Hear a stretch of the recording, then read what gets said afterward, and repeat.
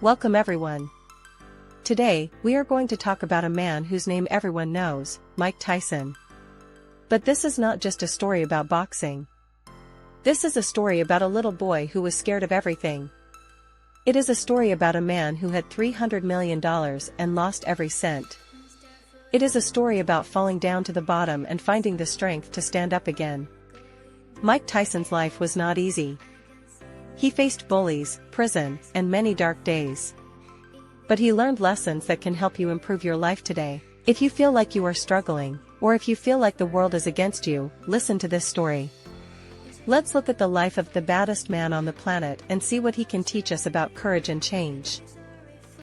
Mike Tyson was born on June 30, 1966. He lived in a place called Brownsville, in Brooklyn, New York. Life in Brownsville was very, very hard. There was a lot of crime and many people were very poor. Young Mike was not a tough kid. He was a shy boy. He had a high, soft voice, and he had a slight lisp when he talked.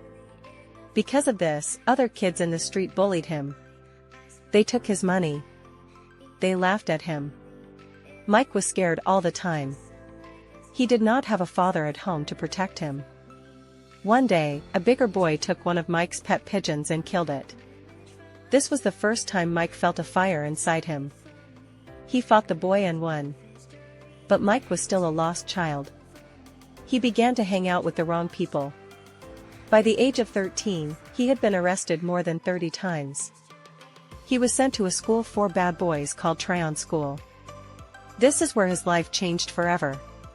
At the school for boys, a teacher named Bobby Stewart saw Mike. He saw that Mike was very strong for his age. He introduced Mike to a legendary boxing trainer named Cus D'Amato.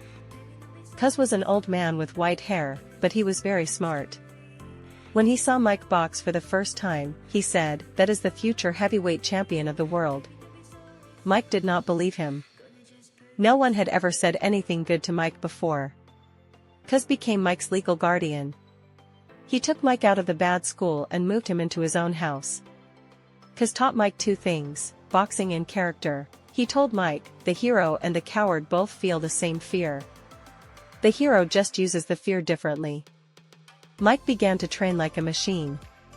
He woke up at 4 a.m. to run in the dark. He watched old movies of great fighters for hours. He was no longer a criminal, he was a student. In 1985, Mike Tyson became a professional boxer. He was like a whirlwind. He was shorter than most boxers, but he was faster and stronger. He knocked out almost everyone in the first round. In 1986, he fought Trevor Berbick for the world title. Mike was only 20 years old. He won the fight easily. He was now the youngest heavyweight champion ever. This record still stands today in 2026. Mike had everything. He had millions of dollars. He had mansions and fancy cars. He even had pet tigers. Everyone in the world knew his name. But there was a problem. His teacher, Cus D'Amato, had died shortly before Mike became champion. Mike was at the top of the mountain, but he was all alone. Without his teacher to guide him, Mike began to make mistakes. The 1990s were very dark for Mike Tyson. He stopped training hard. He started partying too much. In 1990, he lost his title to Buster Douglas in one of the biggest surprises in sports history. Then, things got worse. Mike went to prison for 3 years. He lost his fame. He lost his money.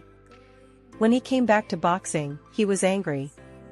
In a famous fight against Evander Holyfield, Mike got so frustrated that he bit Holyfield's ear. The world was shocked. Mike was banned from boxing for a while. Mike Tyson went from being a hero to being a villain. He spent all of his $300 million and became broke, having no money. This is a lesson for everyone. No matter how much you have, you can lose it all if you do not have self-control. Many people thought Mike Tyson's story would end sadly. But Mike surprised everyone again. In the last 15 years, Mike changed his life completely. He stopped being the angry man. He started a podcast. He acted in movies. He became a father who loves his children.